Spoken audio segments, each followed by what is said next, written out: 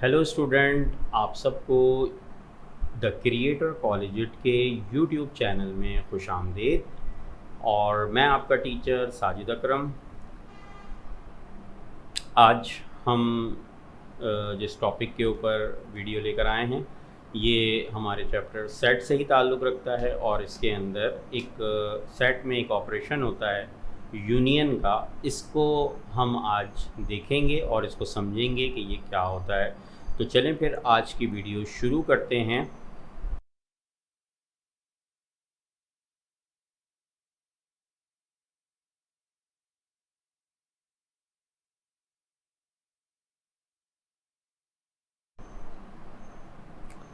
Union union जो है वो सेट के अंदर हम यूज़ करते हैं और यूनियन जो होता है इसके लिए हम सिंबल इस्तेमाल करते हैं यू का। यू जो होता है ये सिंबल इस्तेमाल किया जाता है। यू इसको यूनियन के तौर पे इस्तेमाल इसको लिखा जाता है। लेकिन एक चीज़ अपने जहन में रखिएगा कि एक सेट होता है यूनिवर्सल सेट, जो मैं आप लोगों को अगली वीडियो के अंदर बताऊंगा उसके बारे में। तो उसका सिंबल भी यू होता है, ठीक है। तो यहाँ पर यू जो है, यहाँ पर किसी दो सेट के दरमियान अगर यू लगा हुआ है तो इसका मतलब है यूनियन। और वो वाला जो यू है यूनिवर्सल सेट, वो कहाँ लगता है और उसका क्या मतलब होता है वो मैं आप लोगों को आगे जब उस का टॉपिक आएगा तो मैं उसमें आप लोगों को समझाऊंगा। तो चलिए ये देखते हैं कि सबसे पहले हमारे पास दो सेट हैं, एक है सेट ए और एक है सेट बी।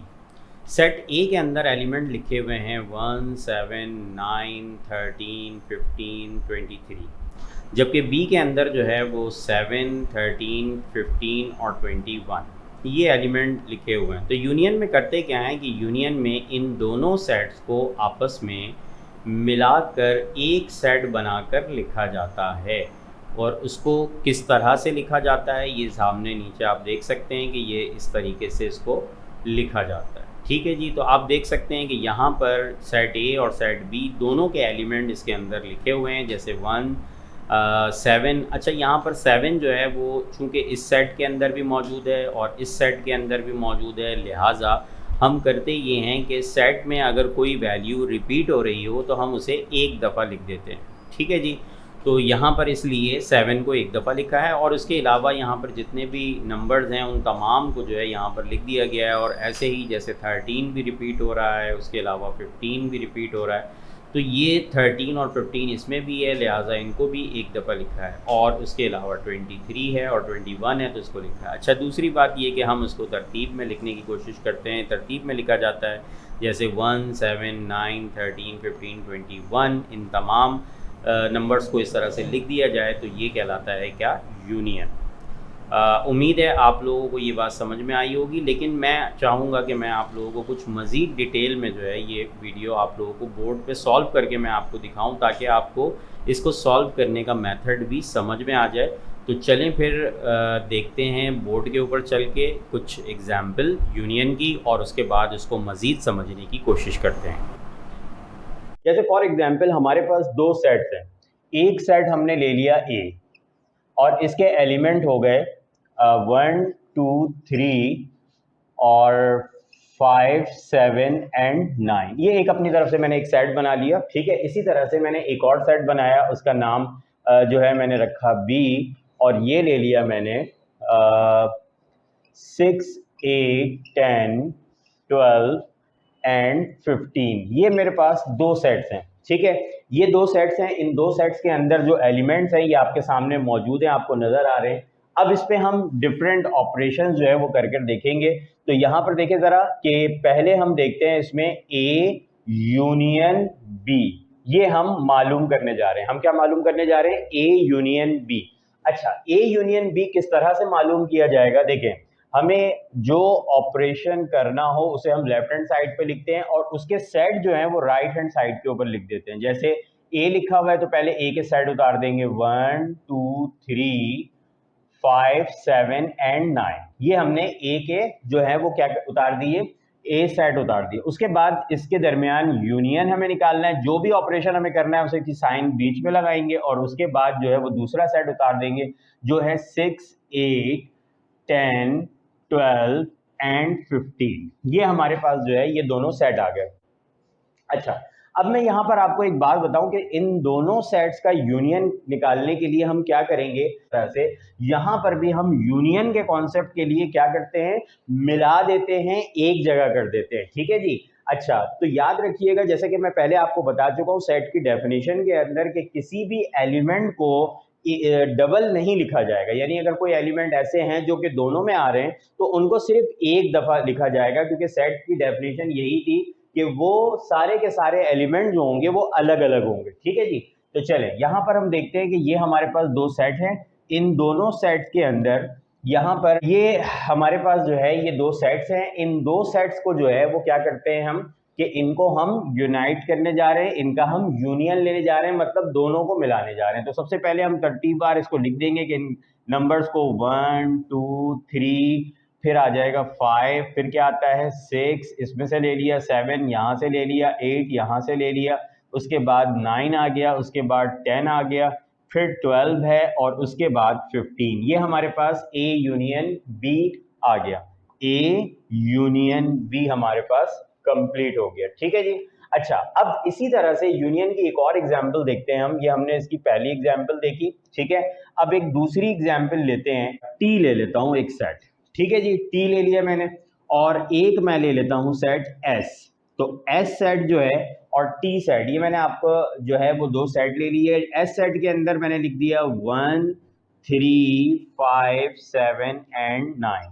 ठीक है जी, ये हमारे पास एक सेट मौजूद है। अब हम इन दोनों का जो है वो क्या करने जा रहे हैं, अब हम इन दोनों का जो है वो यूनियन निकालना चाहेंगे। तो किस तरह से निकालेंगे, T union S is equal to, तो यहाँ क्या हो जाएगा, यहाँ पर हम पहले लिखेंगे टी सेट लिखेंगे, यानी कि 1 2 3 4 5। ठीक है जी, उसके बाद हमने लिया क्या, यूनियन लेने जा रहे हैं, और फिर किसको लिखेंगे, एस को लिखेंगे, जो कि है 1 3 5 7 एंड 9।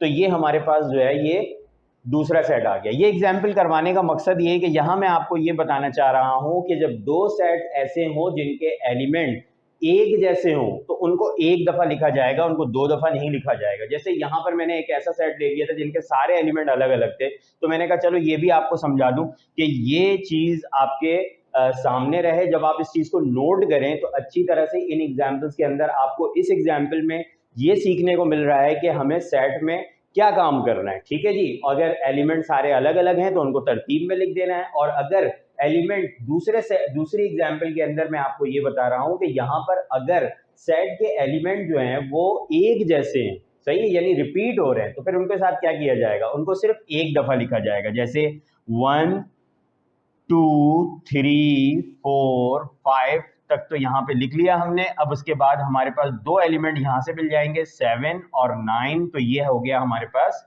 यूनियन। तो ये हमारे पास दो एग्जाम्पल हो गई यूनियन की। ठीक है जी। अच्छा, यूनियन के हवाले से एक और चीज मैं आपको थोड़ा सा बताना चाह रहा हूँ, उसे मैं तीसरी एग्जाम्पल के अंदर लेकर आता हूँ, और वो तीसरी एग्जाम्पल कैसे होगी चले जी देखते हैं। तो चलते हैं हम अपनी अगली एग्जाम्पल के अंदर। इस एग्जाम्पल के अंदर मैं आपको एक बात ये बताना चाह रहा हूँ, जैसे फॉर एग्जाम्पल मैं इसी दो सेट को ले लेता हूँ, यहाँ मैंने निकाला है क्या, टी यूनियन एस। तो इसका आंसर ये आपके पास आ रहा है। ठीक है जी। अगर मैं इसका आंसर यूं लेना चाहूँ, मैं अगर इसको यू एस यूनियन टी लेना चाहूं, तो मैं ये बताना चाह रहा हूं कि टी यूनियन एस और एस यूनियन टी, इससे कोई फर्क नहीं पड़ेगा, एलिमेंट बिल्कुल सेम यही आएंगे। तो हम इसको करके भी देख लेते हैं ताकि हमें इसका प्रूफ मिल जाए। जी बिल्कुल इसी तरह से पहले, अब इस दफा जो है हम एस सेट एस जो है उसको पहले लिखेंगे, यानी कि 1 3 5 7 एंड 9, ये हमने लिख लिया। उसके बाद हम क्या करेंगे, एस सेट को लिखेंगे, सॉरी टी सेट को लिखेंगे। यहाँ पे टी सेट क्या है, 1 2 3 4 5, 1 2 3 और 4 एंड 5। ठीक है जी, यहां तक बात क्लियर। अच्छा, अब इसी दो सेट को, यानी कि यही सेट है जिसको अभी हमने एग्जाम्पल नंबर 2 के अंदर किया था, बिल्कुल सेम उसी सेट को हमने लिया है, बस सिर्फ क्या किया है, हमने इसकी तरतीब, यानी इसमें हमने क्या किया, पहले हम टी यूनियन एस मालूम कर रहे थे, अब हम एस यूनियन टी मालूम करने जा रहे हैं। तो अब हम क्या करते हैं कि हमने इनकी पोजीशन को चेंज करके देख रहे हैं कि क्या सेट के ऊपर, यूनियन के ऊपर जो है वो इनकी तरतीब को चेंज करने से कोई फर्क पड़ता है या नहीं पड़ता। तो जी देखते हैं कि पढ़ता है कि नहीं पढ़ता। चलें तो पहले क्या करेंगे, हम दोनों को कंबाइन करना है, तो तरतीबवार देख लेते हैं। यहाँ पे 5 तक तो 5 तक तो ये सारे के सारे नंबर वही आ जाएंगे, जैसे 1 2 3 4 एंड 5। सही है। अच्छा, ये 5 तक तो वही नंबर आ गया, उसके बाद क्या लिखेंगे, 7 और 9। तो आप देख सकते हैं कि एस यूनियन टी जो है वो, और इसका आंसर और इसका आंसर टी यूनियन एस का आंसर बिल्कुल सेम आ रहा है। इसका मतलब ये हुआ कि एस यूनियन टी और टी यूनियन एस, इन दोनों का आंसर सेम आता है, यानी कि इनकी तरतीब को चेंज करने से यूनियन के ऊपर कोई फर्क नहीं पड़ता। तो ये हमने आज पहला ऑपरेशन जो है वो सीखा है, जो कि है यूनियन का। यूनियन में हम क्या करते हैं, हमने यूनियन में दोनों सेट्स को जो है, जिनका हम यूनियन निकालने जा रहे हैं, उन दोनों को कंबाइन कर देते हैं। अच्छा स्टूडेंट, आप सब ने देखा कि हमारे पास जो है वो टी यूनियन एस और एस यूनियन टी दोनों का आंसर जो है वो बिल्कुल सेम आ रहा है। यानी हमने एस यूनियन टी और टी यूनियन एस दोनों निकाला और इन दोनों की जगह को चेंज करके निकाला, उसके बावजूद इसके आंसर के ऊपर कोई फर्क नहीं पड़ा। तो हम कह सकते हैं कि यूनियन जो है वो कॉम्यूटेटिव प्रॉपर्टी को फॉलो करती है। बाकी कॉम्यूटेटिव प्रॉपर्टी के हवाले से आप लोगों को एक कंप्लीट वीडियो इंशाल्लाह बहुत जल्द आप लोगों को मैं अपने चैनल के ऊपर डालूंगा, जिससे आप लोगों को कॉम्यूटेटिव प्रॉपर्टीज़ और एसोसिएटिव प्रॉपर्टीज़ के बारे में पता चलेगा कि ये क्या चीज़ होती है, और इसको फिर डिटेल में मैं आप लोगों को बताऊंगा। तो ये आज हमारा यूनियन का टॉपिक जो है ये एंड हो गया, और हमने इसमें जो है वो कुछ एग्जाम्पल को देखी, और उन एग्जाम्पल की मदद से हमने सीखने की कोशिश की कि यूनियन जो है वो कैसे निकाला जाता है और यूनियन को निकालने का क्या तरीका है। उम्मीद है कि आप लोगों को ये अच्छी तरह समझ में आ गई होंगी। तो चलो फिर मिलते हैं इंशाल्लाह एक नई वीडियो के साथ। अगली वीडियो तक आप लोगों से इजाज़त चाहता हूँ। अल्लाह हाफिज़।